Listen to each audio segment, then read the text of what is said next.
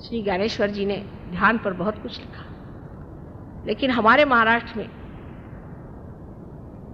लोग हाथ में झांझरी लेकर के विठ्ठल विठ्ठल विठ्ठल विठ्ठल 1 महीना पैदल भूखे ऐसे जाते हैं, मुंह में तंबाकू रख के। ये कोई भक्ति हुई? और नहीं तो वो ऑक्सफोर्ड स्ट्रीट में बाजार से बोधी खरीद के लगाते हैं और ढीली ढाली धोती पहन के वहां हरे रामा हरे रामा हरे रामा, वो सारी धोती भी गिरती जाती है। उनसे बात करें तो भी हरे रामा हरे रामा हरे रामा। क्या हो? ये भक्ति नहीं है, ये विडंबना है, ये परमात्मा की विडंबना है। इस विडंबना से आप बच के रहिए। मैंने आपसे पहले ही कहा था कि भक्ति के लिए अनन्य होना चाहिए, अनन्यता आनी चाहिए, और ये अनन्यता आपको सिर्फ आत्म साक्षात्कार से प्राप्त होती है। किसी भी आदमी को आप जिस तरह से मान लेते हैं, ये बहुत बड़ी गलती हम लोग इस देश में करते हैं, जो डॉक्टर वॉरेन नहीं जानते कि हमारे यहाँ तो कोई भी बाबा जी ढाबा जी आ जाए और वो हाथी वाथी ले गया है तो और भी कह ले मैं यज्ञ करने जा रहा हूँ माता जी।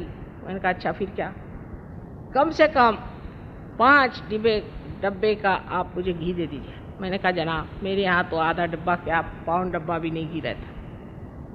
तो अच्छा फिर कोई जेवरी दे दीजिए। मैंने कहा अच्छा मैं अपने पति से पूछ लूँ। कल आपके पति क्या करते हैं? मैंने कहा वो प्राइम मिनिस्टर के सेक्रेटरी हैं। नहीं हमें कुछ नहीं चाहिए। उठाया अपना बिस्तरा चल दिया। पूछने की कोई जरूरत नहीं। मैंने कहा बाबा रे बाबा, एक बार सीता जी ने अपने देवर की बात नहीं मानी और संकट आ गया। मैं उनसे पूछे बगैर कोई काम नहीं करता। ये चीज हमारी जो अंदर एक भोलापन, जिसको कि मैं बेवकूफी कहती, जो आदमी भोला होता है वो अत्यंत कुशाग्र होता है। वो जितना जानता है उतना एक चालाक नहीं जान सकता। लेकिन ये बेवकूफियां जो हम लोग करते रहते हैं सुबह से शाम तक, ये भक्ति कभी भी नहीं हो सकती। दूसरा सवाल ये कि हमारे यहाँ सबने बताया है कि उपवास करो। कुछ लोग तो ऐसे हैं कि उनसे पूछना पड़ता है कौन से दिन उपवास नहीं कर रहे, उस दिन खाना खाने आइए।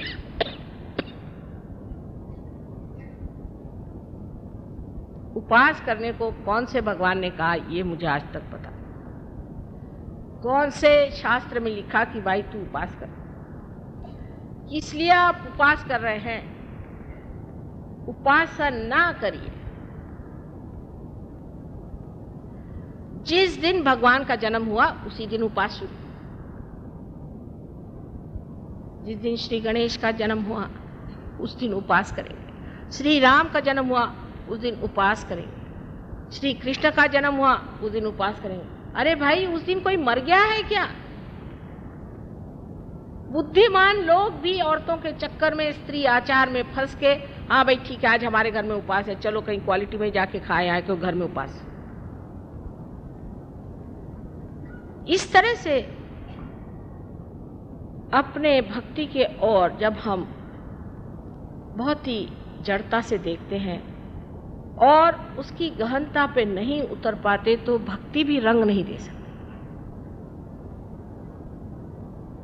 इस प्रकार अनेक तरह से अनेक विध भक्तियां, जैसे गजलें हैं। अब गजलें कह ले ये भगवान के लिए। मैंने कहा ऐसी कैसी शराब में हो सकती गजलें? ये तो किसी शराबी की लिखी हुई दिखाई देती है। ये कैसे? नहीं, वो शराब पी के भगवान में रखती। अच्छा, ये तो मैंने सुना नहीं कभी। ऐसी विचित्र विचित्र बातें हमारे अंदर सदियों से चली आ रही हैं, उसी पे हम चलते जा रहे हैं, क्योंकि हमारे अंदर जो आंख परमात्मा को जानने की है वो खुली नहीं। इन सब चीजों से अंदर में बसे हुए जितने भी देवता हैं सब नाराज हो जाते हैं।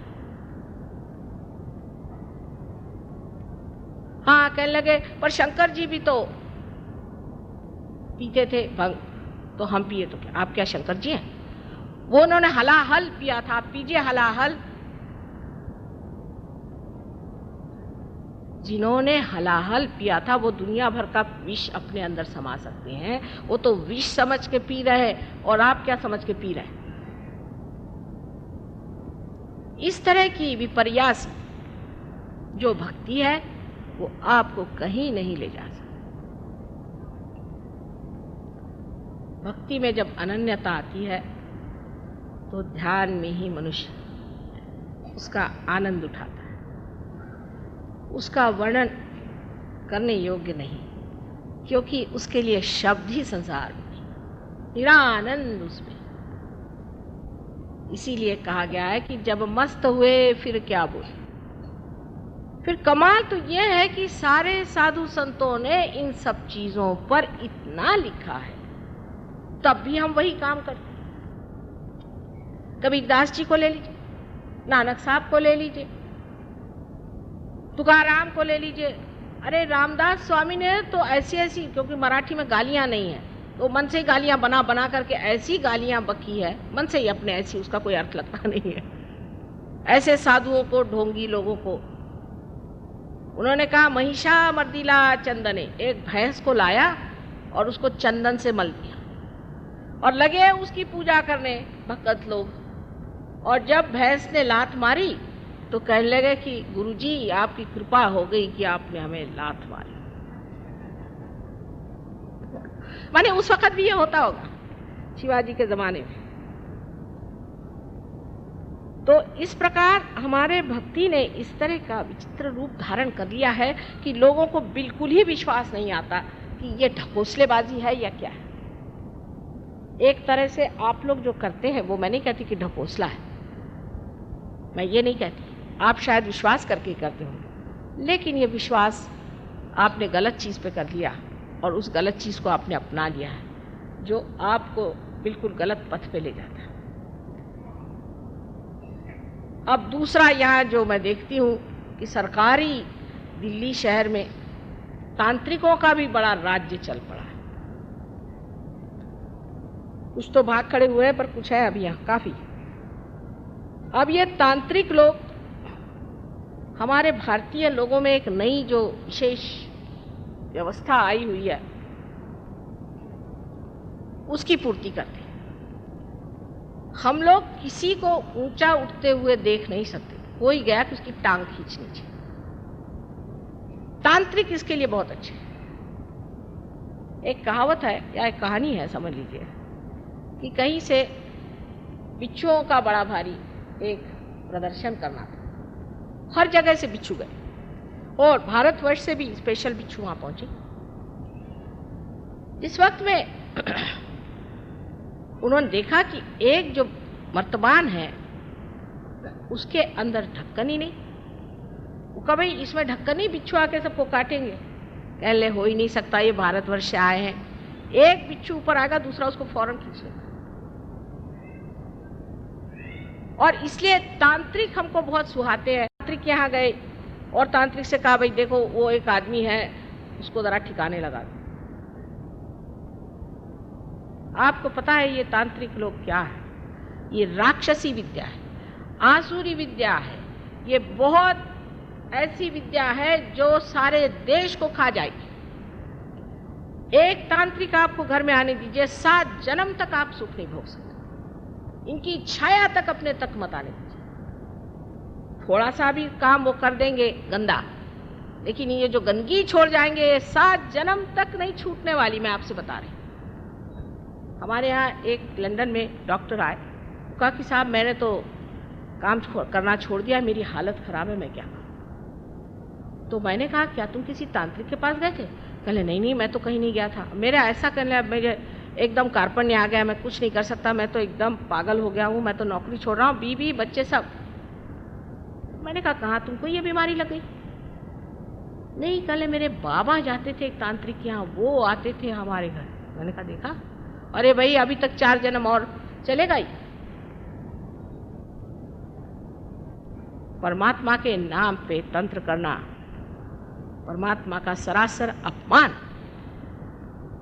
और इस चीज में आप लोग मेहरबानी से कभी भी पांव मत डालें। भक्ति होती है जो कि आत्म साक्षात्कारी होते हैं। तुकाराम ने कहा है कि मैं तो वैसे अणु रेणु से भी छोटा हूं, लेकिन आकाश कितना बड़ा। सो कैसे? जब ये अणु रेणु आकाशी में मिल गया, तब मैं कहाँ रह गया? अनन्य। इनकी भक्ति पढ़िए। विरह के गीत गाने वाले लोगों के पास सिवाय रुलाने के और कुछ नहीं। मिलन के गीत पढ़िए। जो मिलन के गीत गाते हैं वही आपको बताएंगे कि आत्म साक्षात्कार चीज क्या होती है। पांचों पचीसों पकड़ बुलाऊं, एक ही डोर उड़ाऊं। कितनी अधिकार की वाणी है, अथॉरिटी कितनी है इसके अंदर। जो आत्म साक्षात्कारी होता है वो अथॉरिटी से बोलता है, उसकी अथॉरिटी होती है, उसका अपना अधिकार होता है सब जगह। वो नहीं कि हाँ भाई कोई वो वोट लेने थोड़ी आता है आपसे। हाँ भाई तुम जो भी करो ठीक है, वो भी ठीक है, वो भी अच्छे हैं, वो भी भले हैं। जो बुरा है सो बुरा है, जो अच्छा है सो अच्छा है। यह अधिकार की वाणी जहां आपको दिखाई दे, समझ लेना चाहिए कि आत्म साक्षात्कारी खड़ा हुआ है। ईसा मसीह को देख लीजिए कि जिनका सिवाय पवित्रता के सिवाय और उनके अंग में कुछ नहीं था, साक्षात ओंकार से। उनका एक वेश्या से क्या संबंध? लेकिन जब एक वेश्या को लोगों ने पत्थर से मारना शुरू कर दिया तो सामने आके खड़े हो गए, कह ले अच्छा तुम में से जिसने पाप नहीं किया मुझे पत्थर मारो। किसी की हिम्मत नहीं हुई। ये जो अधिकार वाणी से जो आपको परमात्मा के गीत सुनाते हैं उनको मानिए। ये आपकी भक्ति जो कृष्ण ने कही है कि भक्ति मार्ग से भी और कर्म मार्ग से भी मनुष्य परमात्मा के पास आ सकता है, वो इस वजह से कि दोनों से जब वो ये समझ ले कि इससे परे कोई चीज है, तभी वो ज्ञान को प्राप्त हो सकता है। ज्ञान को प्राप्त होने का मतलब ये नहीं कि कोई पंडित हो जाए। आपको आज ही एक केस बताऊं कि एक देवी जी मेरे पास आई तो उन्होंने कहा कि माँ देखो, मेरी माता जी ने एक महाशय जी को, वो गुरुद्वारे जाते थे, उसको देखा और उसकी परीक्षा ली तो वो ग्रंथ साहब वगैरह खूब अच्छे से जानते हैं, गुरुद्वारे में जाते रहते हैं, ये वो करते हैं। उसका कि ठीक है, उसने कहा मैं तुम्हारी लड़की शादी करता हूँ, मेरी शादी करा दी। उसकी पहली एक बीवी है, बच्चे हैं, रोज़ लड़कियाँ लेके आता है, किसी की मोटर बना के लाता है, सबको बेवकूफ़ बनाता है। मेरे माँ से भी पैसा ले लिया और सारा उसको रट गया है। अखंड पाठ वगैरह करता होगा तो वो बड़ा अच्छा आदमी उनको लगा। ये ज्ञान नहीं होता है, ये ज्ञान नहीं। ज्ञान आपके नसों में महसूस होना चाहिए। इससे आपको जानना चाहिए कि ये शक्ति जो सारे ऋतु बदलती है, जो सारे जीवंत कार्य करते हैं, वो शक्ति हमारे चारों ओर है। जब भक्ति और कर्म का मेल होता है, ऐसा कहा गया है, तभी ज्ञान प्राप्त होता है। कि जब आप भक्ति को कर्म में इस्तेमाल करते हैं, पर अपने ऐसा नहीं, जो भक्ति वाले भक्ति वाले, कर्म वाले वो कर्म वाले। आज आपने भक्ति करी, श्री राम की भक्ति करी, ठीक है, लेकिन आपको ये भी देखना चाहिए कि जब हम श्री राम की भक्ति कर रहे हैं, उसके साथ हमारे कर्म कैसे हैं? क्या हम श्री राम जैसे हैं? मर्यादा पुरुषोत्तम जैसे हम हैं क्या? हम वाचा से, मन से, बुद्धि से, कर्म से हम क्या श्री रामचंद्र जी जैसे हैं? अगर नहीं है हम, तो हमारा मेल नहीं बैठा। अब सहयोग में दो नाड़ियां जो बताई गई, ईड़ा और पिंगला, इनका मेल जब सर में होता है तो इनसे भक्ति से, या जिसे कहते हैं सुसंस्कारों से या कुसंस्कारों से जो कार्य हम करते हैं, उससे हमारे अंदर जो संस्था तैयार होती, उसे आप मन कहिए। और कार्य में जो हम अपने को व्यस्त करते हैं, उससे जो संस्था तैयार होती है, उसे आप अहंकार कहेंगे। अहंकार और प्रत्यहंकार दोनों ही हमारे सर में जाकर जब मिल जाते हैं, तब इस तालु भाग में आप देखिए कि तालु भाग में कैल्सिफिकेशन हो जाता है। वहाँ हड्डी जो है 12 साल के उम्र के बाद एकदम मजबूत हो जाती है। वो जो नरम हड्डी होती है वो मजबूत हो जाती है। यहाँ अब हमने देख लिया कि किसी के अंदर भक्ति ज़्यादा है तो वो तो और ही मुश्किल हो जाएगी, क्योंकि भक्ति अगर यहाँ तक आ जाए और अगर अहंकार यहाँ तक आ जाए तो ऐसे आदमी को जागृति देना बड़ा ही मुश्किल हो जाता है। लेकिन धर्म तभी होता है जब मनुष्य जिसकी भक्ति करता है उसके जैसा हो जाता है, उसके जैसे कर्म करता है। तो एक साहब हमें मिले, मैंने कहा कि आप श्री राम के भक्त हैं, आपने अपनी पत्नी क्यों छोड़ दिया? श्री राम ने भी तो पत्नी को छोड़ा था। अच्छा, और जो उसके पीछे रोते रोते घूमते घूमते लंका जी गए थे उसका क्या हुआ? वहां तक हम नहीं जा सकते।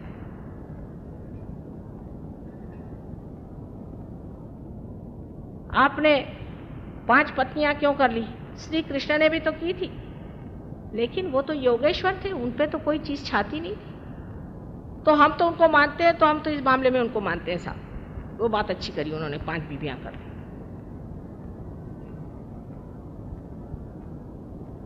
इस प्रकार जो निर्बुद्ध लोग होते हैं, जिनको कि मूढ़ कहा जाता है, मूढ़ लोग, वो भक्ति नहीं कर सकते और न ही वो धर्माचरण कर सकते। यही धर्म का आचरण है कि जिसको आपने भक्ति से माना है उसके जैसा अपना आचरण करें। अब ज्ञानेश्वर जी जैसे आदमी, इनके के लिए कहती हूँ मैं कि साक्षात कोई ब्रह्मस्वरूप इतना पवित्र जीव संसार में आया और उन्होंने ध्यान की ही विधि बताई, समझ लीजिए, और उस पर उनके जो बड़े बड़े मंदिर बनाए वहाँ उनकी मूर्तियाँ खड़ी की है। उसके आगे हमारे यहाँ कहते हैं दिंडी करना। दिंडी करना माने राम राम राम राम चले। सब लोग आते हैं अपनी वो टोपी ओपी उतार के, गंजी पहन के, सबका चला है राम राम राम राम, हाथ में ले जिंगे।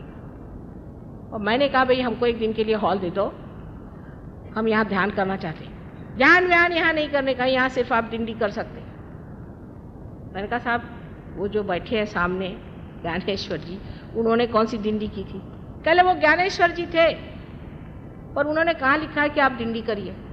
उसे क्या मतलब है? हम लोग तो दिंडी ही करते। मैंने कहा अच्छा नमस्कार, अगर ये आज जीवित होते तो हम आपसे बताते कि आप क्या हैं। निरे मूर्ख हैं और महामूर्ख हैं। कभी कभी इस तरह की गलत भक्ति से हम लोग अपना नर्क का रास्ता बना रहे हैं। इसलिए सजग हो जाना चाहिए और सतर्क हो करके हमें समझना चाहिए कि हमारे भक्ति में कहाँ दोष आ रहा है।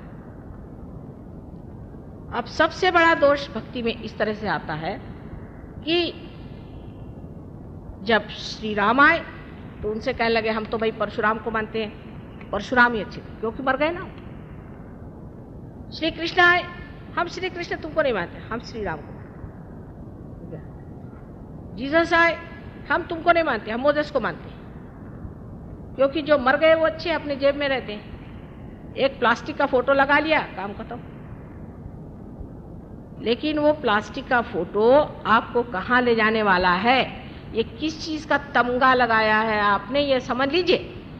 और फिर कहते हैं कि हमने माँ इतनी भक्ति करी और हमारा ऐसा हाल क्यों? तुम तो कहती हो कि हृदय में शिव का स्थान है, हम शिव भक्त हैं, और हमें हार्ट अटैक क्यों आ गया?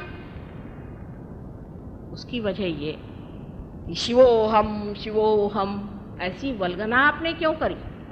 क्या आप शिव हो गए? क्या आपने आत्म साक्षात्कार पाया? मैं आत्मा हूं, मैं आत्मा हूं, ऐसे चिल्लाने से वो शिव भी आपसे नाराज हो गए। राम राम राम राम कहने से रामचंद्र जी कहते बाप रे बाप, से बचाए रहो, तो हाथ हो गए। जिसकी आप उपासना करते हैं वही चक्र आपका पकड़ जाता है। आश्चर्य की बात है। और उसी से हम पूछते हैं क्या आप शिव को मानते हैं? माता जी आपने कैसे पहचान लिया? अरे भाई जैसे भी पहचान, तुम्हारे चक्रों से पहचान रही हूँ, कोई इसमें विशेष ज्ञान की जरूरत नहीं है।